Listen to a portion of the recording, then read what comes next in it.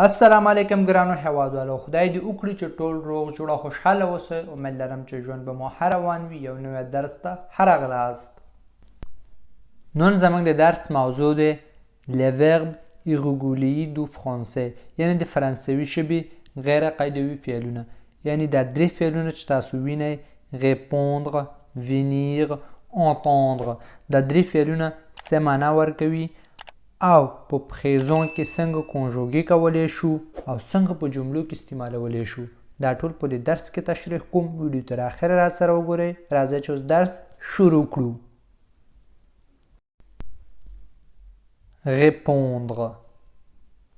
répondre معنا ځواب ورکول او دا répondre فعل په پریزون کې په دې شکل سره کنجوګې کوو. je réponds. Je réponds. Je réponds. زه ځواب ورکوم. Tu réponds. Tu réponds. Tu réponds. تو ځواب ورکوي. Il répond. Il répond. Il répond. هغه ځواب ورکوي. Elle répond. Elle répond. Elle répond. هغه ځواب ورکوي. Elle ښځې لپاره استعمالیږي. Nous répondons. Nous répondons. Nous répondons. موږ ځواب ورکوو. Vous répondez. Vous répondez. Vous répondez. تاسو ځواب ورکوئ. Ils répondent. Ils répondent. Ils répondent. هغوی ځواب ورکوي. Elles répondent. Elles répondent. Elles répondent. هغوی ځواب ورکوي. او دا répondre فعل داسې په جملو کې استعمالو. Je ne réponds pas au téléphone. Je ne réponds pas au téléphone. Je ne réponds pas au téléphone. زه تلیفون ته ځواب نه ورکوم. Nous répondons aux clients. Nous répondons aux clients. Nous répondons aux clients. موږ مشتریانو ته ځواب ورکوو. Ils répondent à une question. Ils répondent à une question. Ils répondent à une question. هغوی یو سوال ته ځواب ورکوي. Venir. Venir. Venir معنا راتلل او دا venir فعل په بعضې وختونو کې د یو کومکي فعل په صفت هم استعمالیږي. او دا venir فعل په دې شکل سره په پریزون کې کنجوګې کوو. Je viens. Je viens. Je viens. زه راځم. Tu viens. Tu viens. Tu viens. تو راځې. Il vient. Il vient. Il vient. هغه راځي. Elle vient. Elle vient. Elle vient.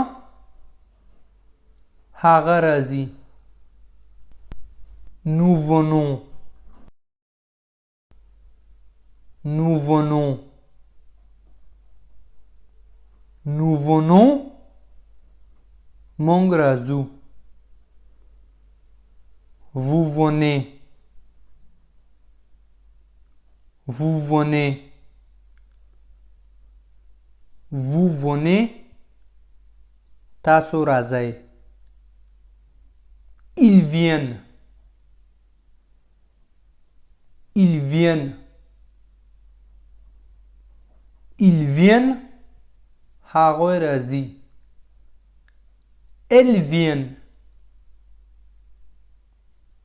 elles viennent